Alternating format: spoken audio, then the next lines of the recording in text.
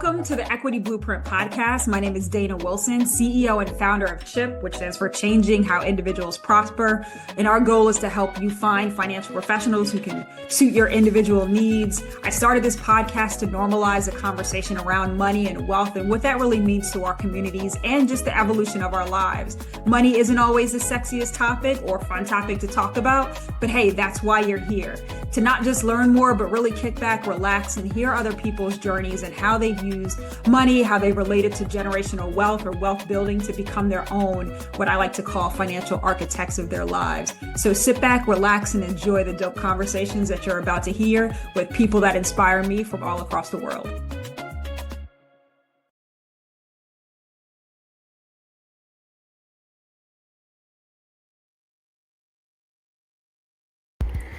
All right. Hello, everyone, and welcome to another episode of the Equity Blueprint podcast. Again, my name is Dana Wilson, your host, CEO, and founder of CHIP, where we help connect you to just amazing financial professionals that can help you build up and sustain your wealth that you're creating. So I am beyond thrilled. I know I say that like every episode, but I'm really, really thrilled and blessed to have this next guest on who I've actually known for, I think we'll probably say like well over 10 years, have known each other, but then have recently reconnected. And it's just been an amazing experience just to watch her journey and building her business, which she'll continue to talk about a bit on this podcast. This is also, I'll say, her first podcast. So I am ultimately blessed to have her on here. So Danielle, welcome to the podcast. Again, I am so excited to have you. It's amazing that you're blessing the podcast, my podcast, as the first one that you're on. And like I said before, you will have many more to follow. I already know that. So manifesting all. Oh, thank you. I'm thrilled to be here. Yeah, absolutely. So please tell everyone all about what you do and who you are, for all the dope reasons that I know you. But I know a lot of people are wondering and curious, of course. Yeah. So I am Danielle Fennoy. I am the owner of Revamp Interior Design. I am an interior designer based out of Brooklyn, but also have worked across the country. I transform spaces that transform lives, as I say. So we like to have a lot of fun. We use a lot of color. We're obsessive about the details and organizing homes that allow for however people live. So that's what we do in a nutshell. I love that. And I feel like maybe subconsciously I wore my Brooklyn hat to, of course, always, represent. And, like you said, it's a beautiful interior designs. I just want to talk about this really dope background because I'm loving the chair, the jacket, the art that's on the wall. So if anyone is getting like a first bird eye view of what Danielle does, like this is just a small you're right. I didn't consciously put it all together with the chair and the piece of art behind, but it does make sense. The layering of color, the bold statements. It's definitely my vibe for sure. It is definitely, it's giving. I know everyone's like, forget what she's talking about. I want to know where all this stuff comes from and how I can make my space look like that. We can help. Exactly. And she can help. So pay no attention to what's going on back here because we're going to get this. I got you. We're going to get these little staples together. So I'm going to get some beautiful art. We're going to do something with all the running collection of things. And no, that's a good thing. That's a good thing. Keep that up. It's a cool thing. I'm going to keep it up. It just, I like my sanity wall over here. All the you need it. Listen, and this here is my sanity wall. See, I love that. And I love the intersection of like where we can all find our joy through like art and things that kind of continue to bring us peace and joy in all the right ways. So I'm definitely excited to dig into, all the stuff that you do, but I always like to kick it off with, understanding what your personal money story is and really just understanding like, what does money mean to you in general? What was that first memory of money that you had? Oh, geez.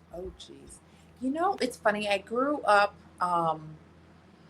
I'd say middle class, in Pasadena, Altadena, my parents struggled to put me in private school, but they thought that was a true commitment. And my money story is actually, I think, a little bit the opposite, that there wasn't a lot of conversation about it. It was, we have what we need. We're not like super struggling, but we had paying for private school for one child in Pasadena was not inexpensive, but um, they didn't talk about the struggle that much. They didn't complain, but we never went on big vacations. It was like summers that were spent with family, which was all good. We didn't have a story of like, there wasn't a worry about putting food on the table, which is a blessing, right? But it was also not something I had a huge conversation about. And so later, when I was starting to have my own business and talk about money with other people, I didn't have the skills to really um, talk about my own worth, my own value. What does it mean to own a home? All these things were kind of like happening in the background, and I knew that they were important, but it wasn't something I was really easily able to verbalize. And then to know, like, how much should I be making? How much did my parents make? What does this look like? What's it like to pay for private school? What's it like? What are those sacrifices? So I kind of came into it a little back, which again, I fully recognize the blessing of my childhood and being middle class. But I also, it took me a while to kind of figure out what my money story was, how to talk about money with people, how to ask for what my worth is. So I feel like it was like a little bit of an inverse. And then I think that coupled with, I'm so non-confrontational. Like I like people to like me, right? I'm a joyful, playful, charismatic person. I don't want to upset people. I don't want to have people disappointed, right? And when you're talking about money and renovations and the cost of things, and then you also don't want to disappoint people, girl, I done messed up so many times in my past. So it was like learning how to have those conversations and to sit with my own discomfort about those conversations. And so it's taken me a long time to get comfortable with that. And I've made a lot of mistakes at the beginning of my career because of that. But it is amazing to be on the other side of that and able to really feel comfortable discussing it with others, to feel comfortable in knowing my worth and what value I bring to the table. But um, really figuring that out took time. And it's not something that's easily learned. Oh yeah, absolutely. And I feel like we're always just learning it somewhat on the fly. But you said so many things that I'm excited to just dig into. Especially the part that really stuck out was the vacations, right? Because I feel like there was a part of time, where a lot of us grew up where our family vacations was like going to other family members' homes or going down south if you grew up in the north. Like I grew up in the north, so it was like you would go down south and see your family during the summer. And it's not like you didn't do, other things, but that was just like the big thing you would go and all the cousins would come and you're all Yep, yep, congregating at someone's house. And, yep. it's interesting And when oh, go ahead. no, I was going to say those were amazing moments and Oh, yeah. amazing memories, but I wouldn't call them necessarily vacations, or at least Yeah. now that I Yeah. have a kid, I'm like, Exactly. Because well, I don't know. yeah, and that's what I was gonna say because now I look at these kids nowadays and they're vacationing in like Aspen or they're going to like all of these different interesting places throughout the Caribbean. Like their travel is happening a lot earlier. Where I feel like for some of us, our travel in real vacation didn't happen till maybe we were in our mid or 20s or earlier in our 20s, or even 30s, and some of us late 40s and 50s, depending upon how your life was set up and what you had access to. But now it's like the whole culture has changed, where I don't know if all of those things are going on vacation wise, but it's like the travel concept has just like changed dramatically. It shifted. I mean, I Yeah. feel like, again, blessing to my parents, they gave me a taste of both. Mm-hmm. I had family in, like, both grandparents alive till I was 28. So, That's a blessing. and I spent, 3 weeks in DC with the mom's folks, and 3 weeks in Texas on my grandparents' ranch, and met up with the cousins. And then my parents, I mean, they were on to something. They would also do 2 or 3 weeks, depending on, the length of the summer. And I got to choose a camp that I wanted to go to. This is as I was a little older. So I did a 15-day in Colorado by myself, didn't know anybody, horseback riding, whitewater rafting, um, hiking, all the things. I did a math camp at Mount Holyoke by myself again, So, like, that's kind of amazing when you think about it, because I think it set the tone for my own independence and my own self exploration. What is it that interests me? And that, I think, was a gift from my parents to give me that kind of freedom and to pay for them, because obviously they cost money. They also were off from parenting for an entire 10 weeks. So exactly. They were like, let me plan out our summer. Yeah, which is really our summer, and not really the sad part is they didn't go anywhere. They're like, oh, we got this down. We're gonna make her think that she's picking all this stuff. Yeah, my time. So, but that, I think, encouraged me to study abroad in college. So I studied abroad in Bolivia, and then I studied abroad in grad school, and I went to Scandinavia for a summer. So, like, all these little experiences to expose me to different lifestyles, different cultures, different foods, different communities. And I think it, one, exposed me to, like, oh, the power of design, but also, like, people live in different ways and according to different economic, means. I've slept on a flea infested floor in Bolivia. So I've seen a lot, and I think it has exposed me to the diversity of the world and the way people live, and I love that about myself, and I love that about my upbringing. And I think it started with those, like, small family trips, then camp, then study abroad, then living in Brooklyn. Which I feel like is the epicenter of all things culture, and all types of fusion of all of the great aspects of really a lot of the stuff that you just talked about, from art to design to different cultures, from being this microcosm of everyone, into being able to experience people. And it's funny when you really look back on your childhood. It's like all these little steps into independence, and that independent thought process that you start to just have and you innately developed.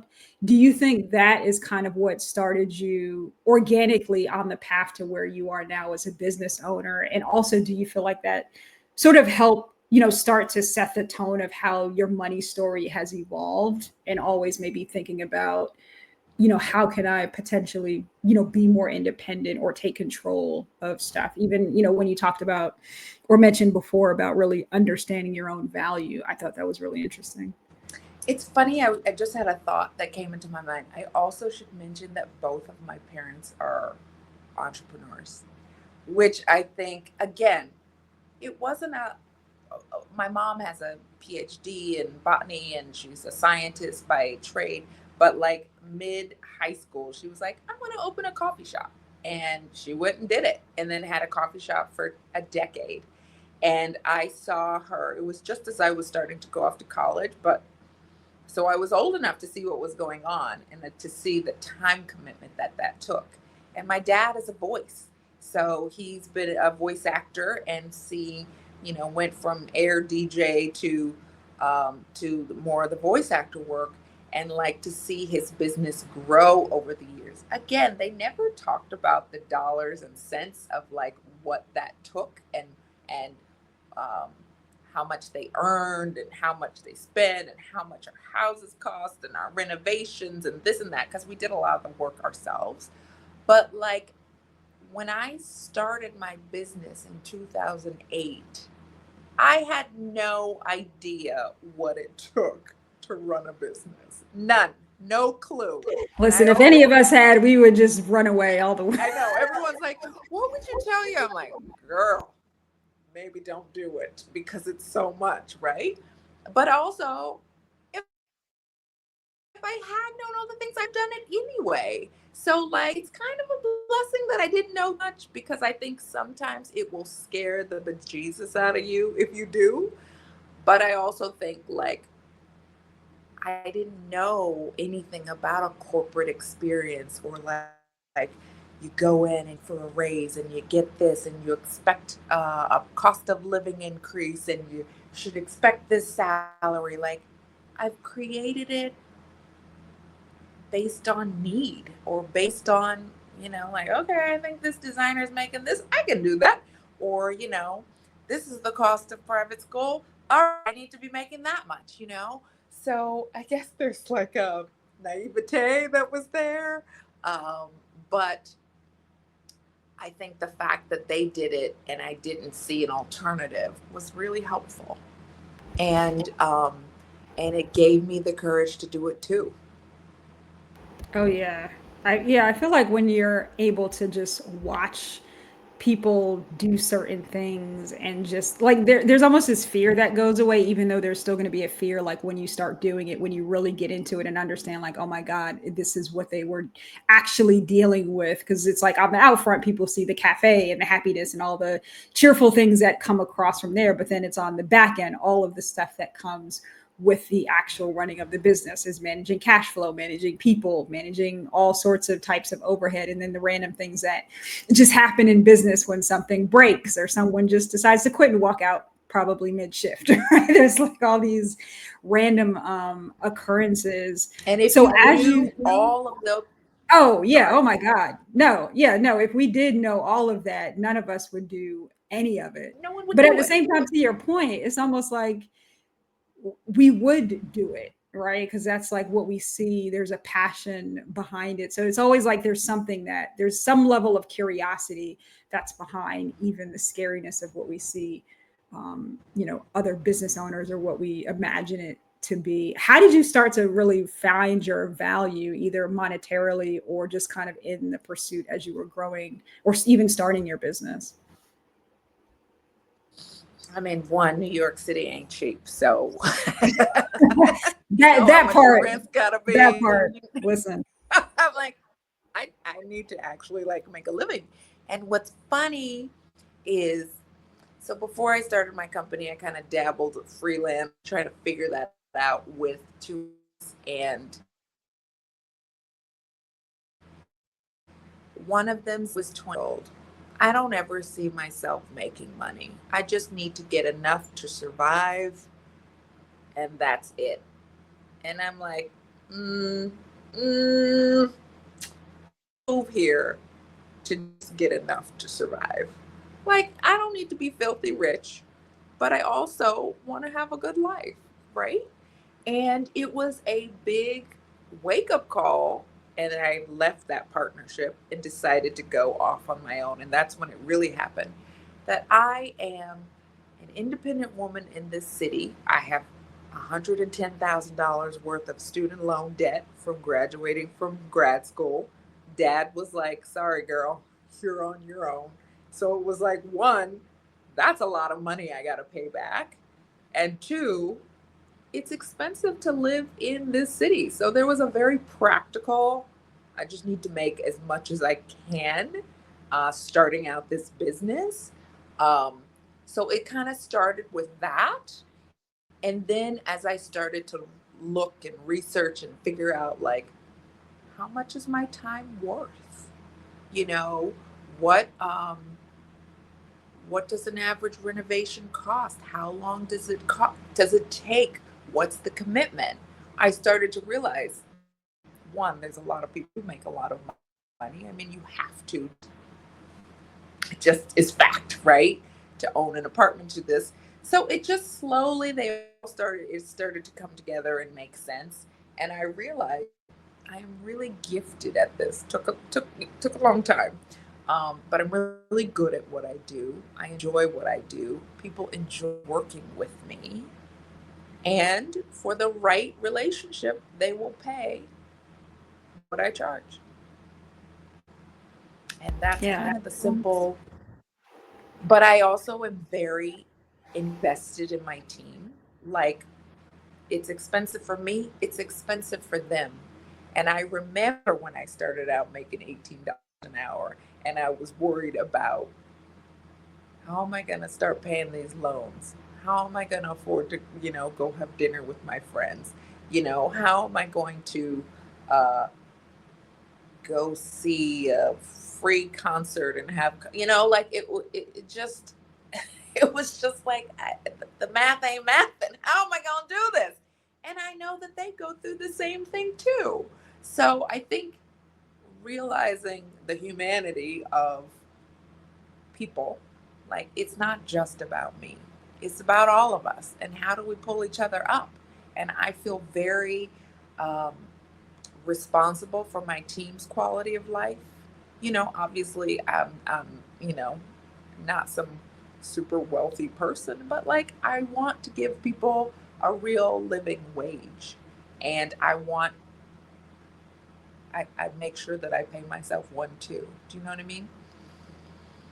Yeah, absolutely. I feel like that makes a difference when you're fully invested, not just in yourself and in your business, but also with the people that work with you and for you essentially, right? Because it's also just, we're in this really radical environment where, you said a key word about humanity, where humanity is getting lost and that care for others is getting lost. So it's like having the ability to care for someone, especially even financially, and wanting them to do well, because that also sets you up for further success to do well, as they're pouring back into your business, Yeah, and all it's the things that you I talk. exactly. So I want to make sure that it's important that they see that I care, but and Mhm. I hope that in doing so, the same is returned. You Oh know, yeah, but yeah. I want to give time off, when not all the time, but just Like all within reason. within reason. But so I'm a very, a human centric person, and I think um, in valuing myself, I also try to stay true in valuing others. And the same goes for the vendors and contractors that I bring on a job. Mhm. Like, I think about all of that. You kind of get what you pay for, but also, like, do you really want to pay that person $7 an hour? Right, right. Like, how angry do you want this person as they're doing whatever there is to somewhere that you're going to call home, or whatever space that you're creating, right? It doesn't go hand in hand, right? No, That I mean, I doesn't think really speak to it's humanity. I hate the term, but that trickle down, like, it actually in a way Mhm. does. Like, but I think in a more human approach of, like, you are paying me, but you're also paying my staff. You're paying the people that work on this project. And, if we're all just going for cheap, cheap, cheap, cheap, cheap, what are we really getting here? Are you really valuing your project, your home, because you're cheaping down everybody else? And then we're not excited to do the project because we're not actually earning a comfortable living, and I got to take 10 times more projects. Mhm. So it's all kind of full circle. Sorry, I totally got woo woo on you. I'm sorry. Oh no, listen. I feel like these are the things that, people, like, we don't really talk about, like the care and concern it comes with building a business, and then building a team, and also just building valuable relationships too, because I'm sure on the opposite end of that, people will always want to work with you, work with your company, because they know immediately, like, the value you're going to pour into them, the quality of work they're going to get. They, may or may not talk to you about it, but maybe they're possibly turning down other deals that they could have taken, but they'd rather work with you and your team because of the quality of work and the approach that you have for how you work, the amount that they're, they know that they're going to get paid, and probably the lift of what they can showcase as part of their overall portfolio.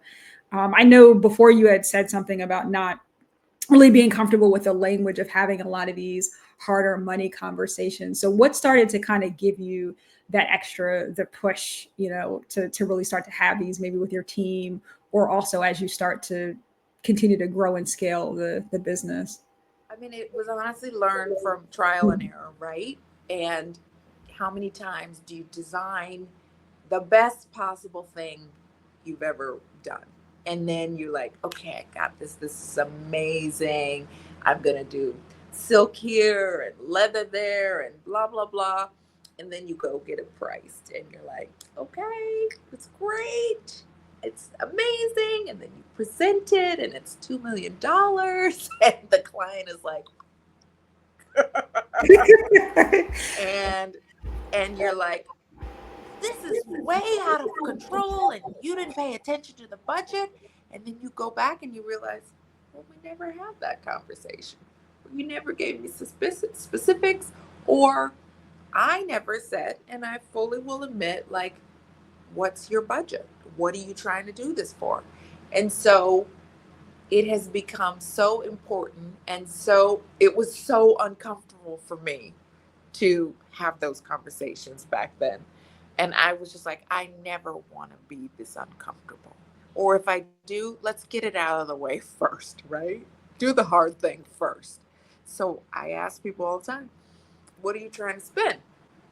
And then I take the time, my team and I, we put together a budget and we say, whether it's furniture, are you a Sub-Zero fridge, or are you a Fisher and Paykel or a Samsung or whatever? Like, and they'll tell us, oh, we like this, we like nice things, la la la. And we put the numbers together, and they see the full, right?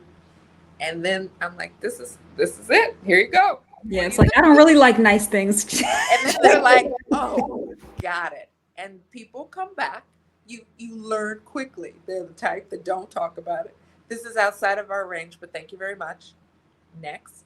There's also those that don't even say that. Annoying, but it's they fit in the category. There's those that are like, ooh, wow, thank you for that. We definitely want to do X, Y, and Z, but can we edit in this area? And there's those that are like, I don't want to, but I could, and let's just see how it goes.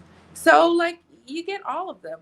But at that point, I've had the conversation, and the discomfort is already out there. And then they can make an informed decision about what they physically can do or financially can do, or what they're comfortable with, because there is a difference. There are those that have it and don't want to spend it, and those that don't have it and can't spend it because they don't. And I have full respect for all of it. Like, I'm not the type that has to be, you got to pay this. And, if you don't have this, I can't work with you. I will do the best I can so long as there is a realistic number in mind. But having those conversations early, and for me, spending that time early has meant so much less headache midway through the project. Yeah, I was going to say that's probably like really helped the efficiency of your business too, even getting down to the clients who are actually serious about doing the thing and moving forward. Because it's also like, yeah, time is money too. So it's like, I can't waste my time, my team's time continuously revamping this budget thing. How has the efficiency and the process changed in your business? It has made it so much smoother, because look, we all want to do cool stuff. We all want to pick fabulous things. But I know if I'm going to this shop or that shop, or, or Home Depot, and it's fine. Like, there's less, we can kind of do what we do best faster.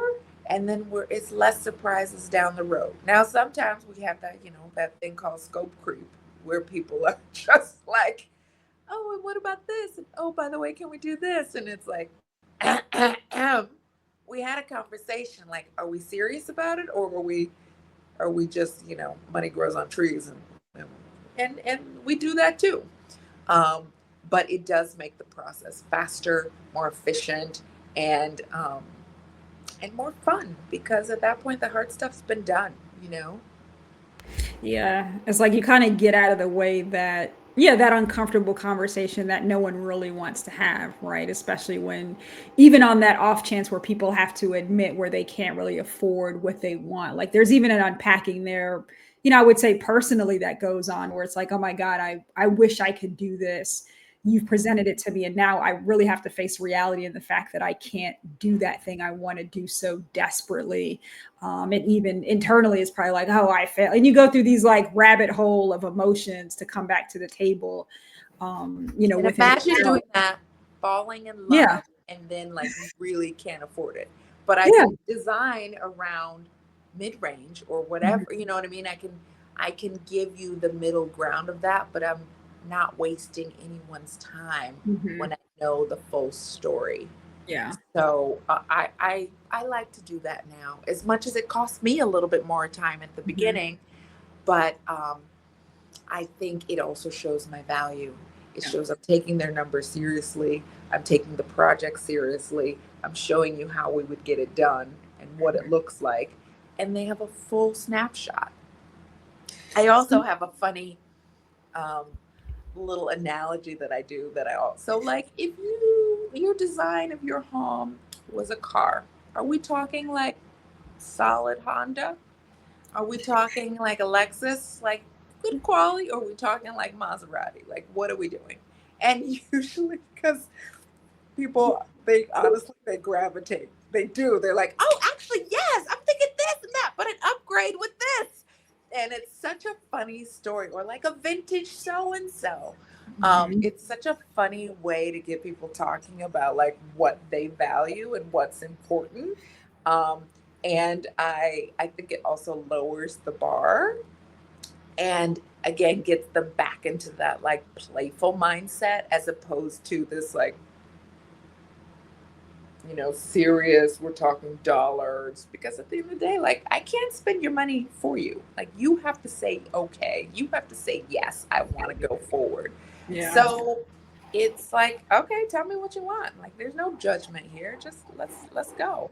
Yeah, I feel like a lot of times people do want you to just like spend it for me, make the decision for me, and you have to be in a position where it's like, no, this is your money. What do you want me to do with this? Yeah. And I love the analogy about the car because I feel like that kind of tells you a lot about a person too. Because I'm immediately like, I know Hondas are good, reliable cars, right? You can ride in a Honda until like literally the wheels will the fall off. wheel, the wheels And it fall would off. still be driving down the street somehow with just like two wheels on it because that's that's what Hondas do, right? Exactly. They are still moving. In So it's like primer if that is mode. where you are, then I got you, right? And that tells me a lot, right? Yes. But Yeah. you value quality, Yep. but you're not extravagant. Like good There we design, go. quality, gonna last the test of time. That's our Absolutely. baseline. Don't give me that Chevy Nova. But Exactly. Like but let's I'm you talk here. to me about a Lexus. I know you like a little more refined, a little more elegant, a little more, prestige.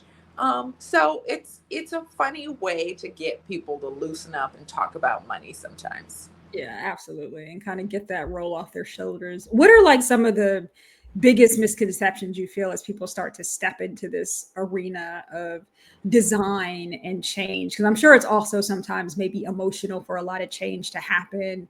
And also people trying to really internally budget for what they're doing. And again, like kind of having these misconceptions of what they're looking at or what they want versus what they have.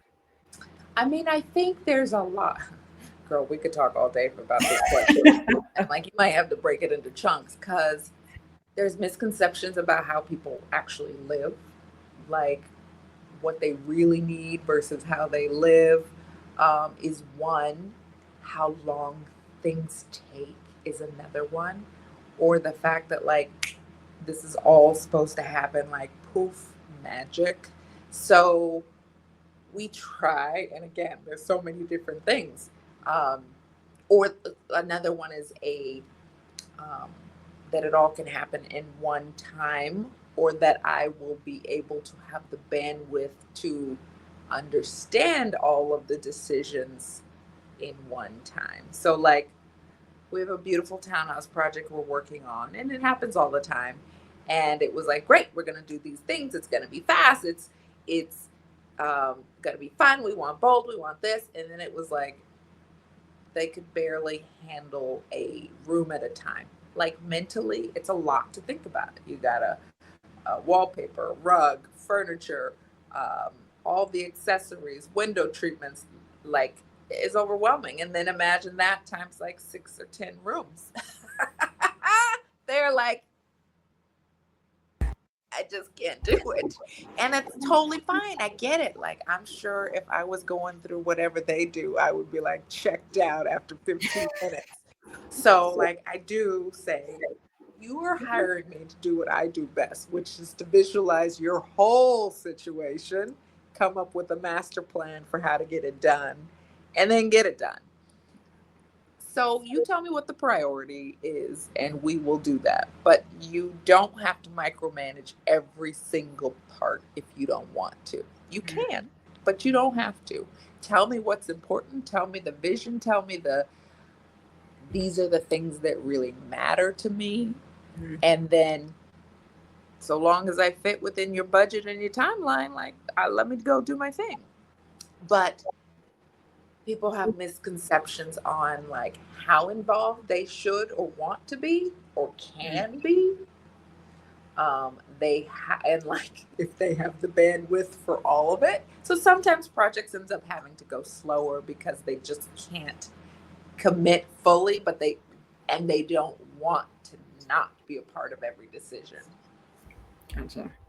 Does that make sense? Yeah, that makes sense. How is it for like you and your team, right? When you were looking at hiring your team, bringing them on, like what was that process for you, and how is that even developed over time as you potentially had to change, team members and do that rotation, and even just from like a monetary business perspective? I know a lot of times just in business we talk about runway, especially within in tech, and like what it means to really bring an employee on, which is a whole slew of things you have to do and pay for, and taxes that everyone wants from you at all different times.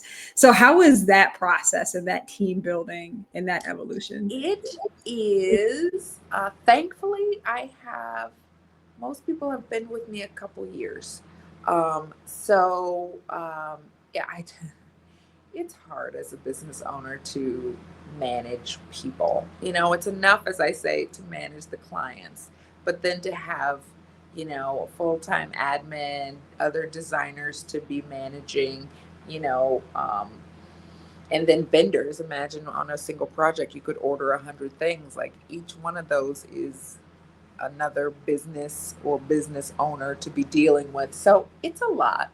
Um, I'm grateful that I don't have tremendous turnover. I don't have the bandwidth for it. And I think that's part of the reason why I try to give good vacation.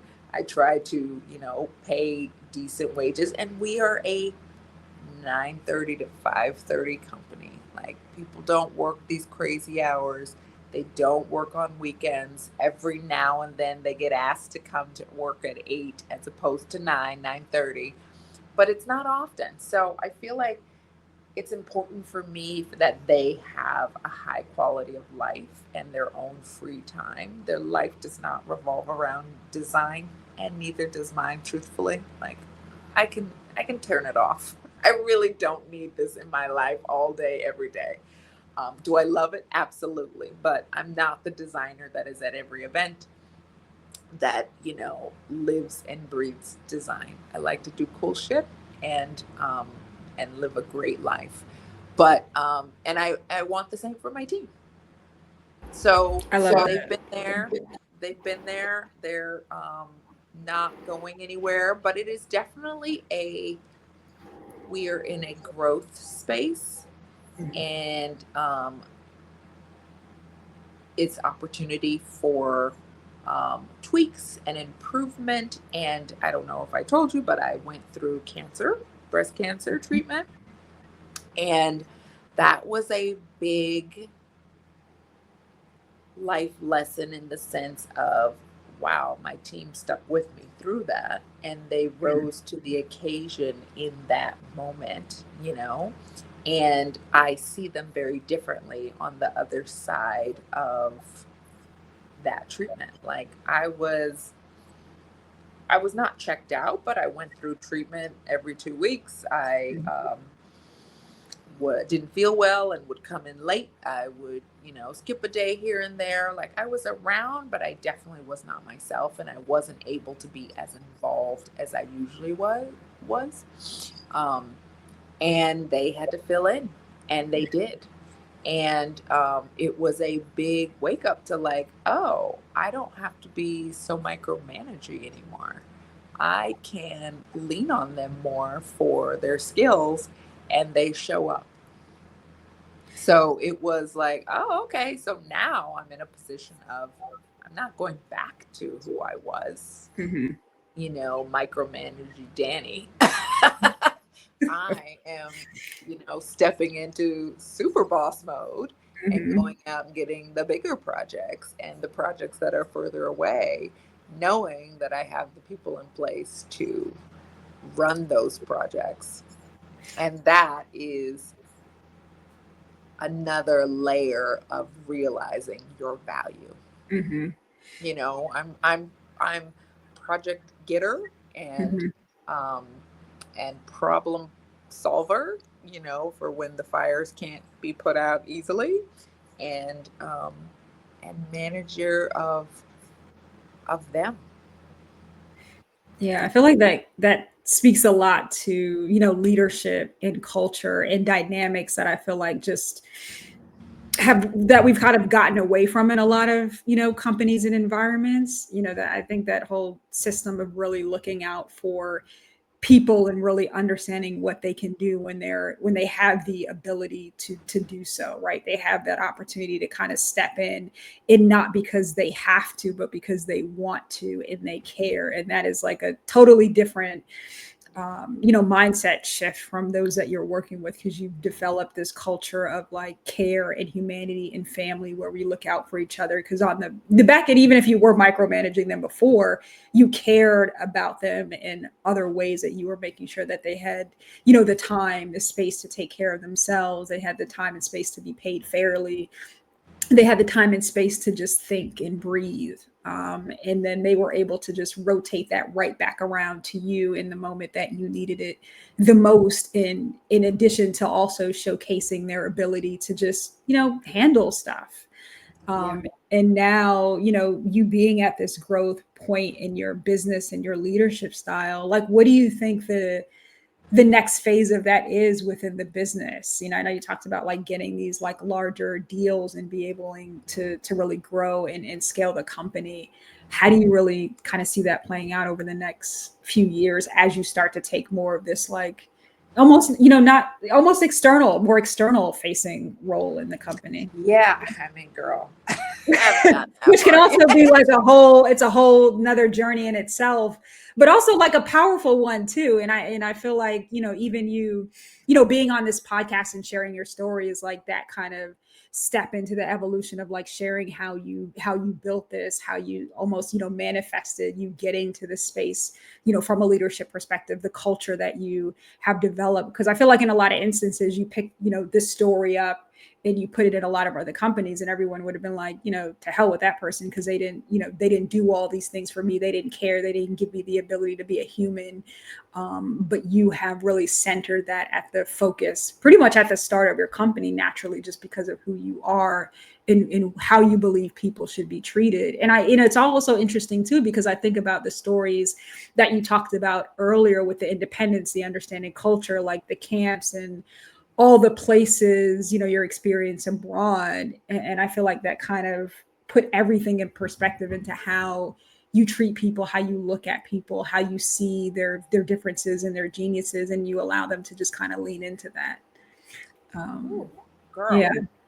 I know that was a lot, but I'm just like seeing it all and putting things together, and it's just like really amazing to see that, because I feel like you just don't see that a lot, especially sometimes in smaller companies too. Like we've definitely gotten away from it in a lot of corporate companies, and all the reasons there, but even in smaller companies where it's just this like hustle grind environment. I know you got to be here, you got to do this, we got to get this next client, to hell with your children, feed them, they know the microwave. It's like these, that's the culture that we've embodied, right? They got a fork in a microwave, they can figure it out. I And it's know. just so unrealistic. But it's such a So beautiful thing, to see that you embody it and have built that in, and that is just like a stamp of what we do. I think it is next step is refinement, Mhm. like I don't want to take too much, that hustle culture is real. And, to take X amount of projects, X amount, like it's exhausting. I don't want to be exhausting. I was burnt out. I am learning and starting Friday, I'm going on a trip. Yes, Um, and good for you. I'm excited about your vacation. I'm Good. learning how to take that time for myself. Mhm. And in terms of the team, like I think it's refining our processes. It's um, really tapping into them and like their needs and like where they want to grow and develop and what skills they want to work on, and what things they're doing great, um, and kind of, like there comes a point when people have been with you, it's like, okay, what are we doing here? Is this what you want to be doing, or are you here for a job? And for the most part, I feel like they are very much like where they want to be or currently happy in the role. But I want to make sure that it's important to um, check in with them around that, and so that we make sure that the processes are running smoothly, and that Mhm. if we are making transitions, it's not rushed and in a um, stressful way, Mhm. because it's such a small company. One ripple like that can change a lot. And so I think it's constantly just has to be a bit of a checks and balances. Are these the projects that we want to be taking on? Obviously, most of that is going to come from me. Mhm. Like, is this a project that I'm excited about? Is this something that I want to have in our portfolio? Is this, are these clients joyful, um, appreciative human beings? Like that is obviously forefront, but that trickles to my team. Then if I'm excited, they're excited. If they're excited, we do great work. They get excited about those details and calling that extra person, like, are you sure you got that delivery? Did it come okay? All those things. So I think we are in a rebuild phase because honestly, contract cancer created a little bit of a lull, and Mhm. then stuff is coming, but I'm really making sure that it's the right stuff, Mhm. and that it's the right team member, because I have multiple designers. Like it's important who's doing what. So I think we're in a refinement, a reflection uh, phase, and I think that will enable us to keep, growing. But I don't want to be the person that says, much like the money conversation, if I Mhm. say yes too much but don't actually make sure that I can do the work, then I'm shooting myself in the foot. And that's not just me, that's my whole team. Yeah. So really wanting to make sure that we are looking at our internal stuff as Mhm. well as like checking in about the big stuff, and does it still align with the vision for the company and the brand. Yeah, I love it. So I'm curious, like, do you feel like your definition of legacy, or the way that you thought about legacy, has changed, now that you've, gone through a lot of the stuff with, God, personal health? How did you think about legacy pre getting the cancer diagnosis to how you think about it now, and what has really shifted? I did not think about legacy, honestly, before. I was Mhm. just like, I just want to do good work. And that usually is just what I always say, right? But um, that has shifted a lot for a lot of different reasons. I think just the global environment of erasing of diversity is like my legacy is to support others like me, like us. Um, be that woman, be that brown, be that, um, everything, So that has shifted to be a really good quality work environment that's not toxic, to respect people as individually, to see them as themselves, as humans. Um, so it's not something that I'm super vocal about in turn. Like, this is probably the first time I've ever mentioned it, um, but yeah, all of that is important to me, and I think it just comes back to like seeing people as humans and that we're all connected. I'm not better than anyone else. Um, and I value people, period. Whether they work for me, whether they're vendors I hire, whether they're clients, um, but not one over another. Like I make it equally as important to get to know my clients as I do the workers that are on a job site, you know? Mhm. So I think my legacy is continuing to be that approachable human that cares. I love that. I feel like we need that on a shirt. It needs to be on like right now. It needs to be on a billboard. Somewhere, So many just places. so many So many places. Oh places. my God. I will just continue to pray for humanity every time, every second. Right, right. But yeah, I really love that deepening of that value. For people who are looking to get into design or break into this industry or even find great humans like you to work with or work for, what is your advice to them? Like, how can they start to set themselves up to think about working or even think about starting their own company if they're, maybe in the industry and looking at pivoting to, hey, I'm at a point where I think I can do this by myself or with this smaller team. Don't do it. Right, like Good luck. rewind and listen to all the stuff that we just said about running a business. Okay, that was it. Podcast over. This has been a wonderful episode. Good No more, luck. no more questions. Just go and do something else. Yeah, exactly. No, I think that is, people ask me that all the get their hands dirty as much and as often as you can. Make all the mistakes. You only get better by making them. There is no such thing as learning from perfection. There is learning from mistakes. There's learning from asking questions. There's learning from um, trying something, building something, and seeing how it goes. Like, get your hands dirty. And I have probably learned my most valuable lessons from the mistakes, from those hard conversations that made me uncomfortable. So, go to school. You can. A lot of people do. I did. I got a master's in interior design. That is not every interior designer. So it isn't a requirement. Do I think it gives you an advantage? Absolutely. But again, take a class. You can start there. But get your hands dirty. Yeah, I agree with you. I'm like, you gotta get in the mud, and like, there's no way to learn this journey at all outside of just doing it. I read a lot. I've got 5,000,000 books that I read just to read to see what people have done, but it's like you don't really learn until you've gotten in there and just spilled water all over the floor 5,000 times, mopped it up, spilled it all over again. Like, Precisely.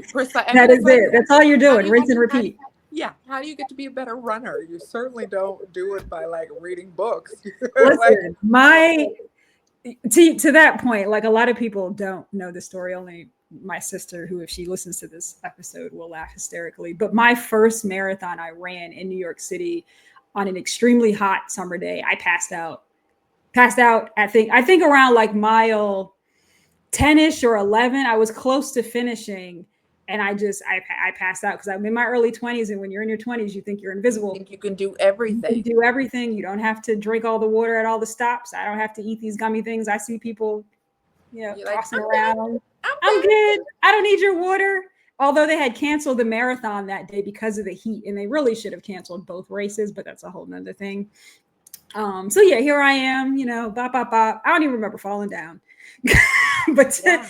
but to your point, it's just like, don't, like, stuff like that is going to happen and you have to learn. And what obviously it taught me is to make sure I am hydrated. I am actually understanding what it means to not run, but what it means to be a runner, which I think are Yes. two different Very things. different things. Very different things. And from there, it's like coming with that preparedness and understanding and that nuances. Okay, yeah, I fell down. I didn't get my little medal, which I feel like I still really earned. I still feel like I should get it. Yeah. And there's a lot of other funny extended stories based around that incident that we don't have time for. But needless to say, I'm alive. I learned a lot. I'm still, running and all the things. But it's like, just get your hands dirty in whatever that is, and don't be afraid to fall down. And I'm glad that you said that. So the last thing I definitely want to ask before we hop off is, what brings you financial joy? And what does that even mean to you when you hear that? Being able to treat my family to a trip to Uganda is like my greatest joy. And it's something I, have never planned for myself. It was a little bit of the never had a maternity leave, never took real time off during cancer treatment. And like, I'm going to learn how to take a break. Because as you probably know, like, it's really hard as a business owner to take the time to disconnect, to make sure the team has what they need, and to disappear for a few weeks and to actually not be connected. So to be able to afford that trip and also to afford to take the time off during that trip is priceless. Really priceless. So it is something that maybe not every year is going to have such a big trip, but I'm hoping I can figure out how every year gets a 2 to 3 week break of true disconnection, because, I've been doing this for 17 years. And like in year 17, I'm learning how to separate myself from the business. It's a big deal. Yeah. Big deal. So um, I'm looking forward to more of that. And that to me is what success looks like, to be able to step away and it still runs and I'm able to really fully disconnect. Oh, good for you. I'm excited for you. And I think what you just said is like, get into all of the vacation mode. I'm so jealous.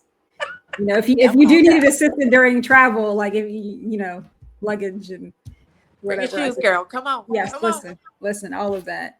But I think what you said is so important. Before we hop off, just to acknowledge the fact that being able to fully disconnect and then know that your business will still run. And I feel like that's a powerful thing that a lot of people in business don't always get to.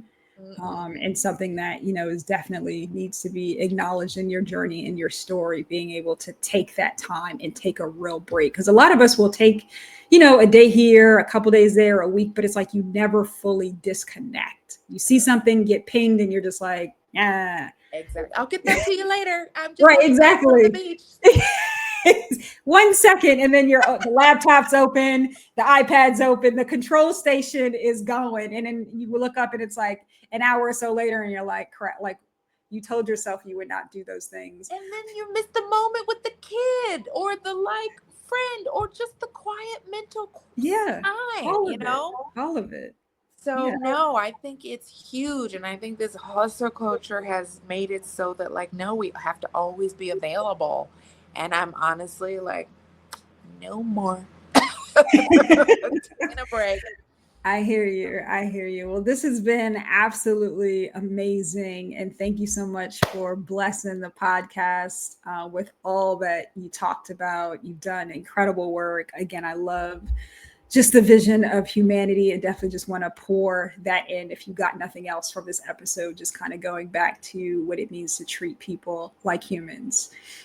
Like, we just need to start using that word a lot more in all sorts of spaces. So Danielle, congratulations on all your success. I know you're going to have an amazing time on your vacation, and just like your full vacation away, and know that things are going to continue to go smoothly.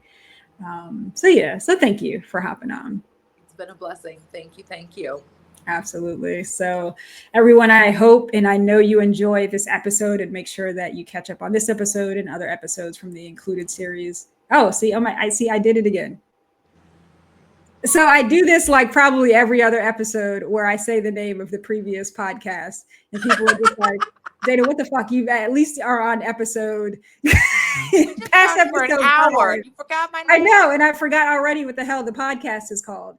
It is called the Equity Blueprint Podcast. Thank you for tuning in. All good. Everyone, take care, and looking forward to seeing you on the next episode. Thanks for tuning in. If you like what you heard, make sure you share and subscribe. Tell a friend to check it out as well. See you again soon.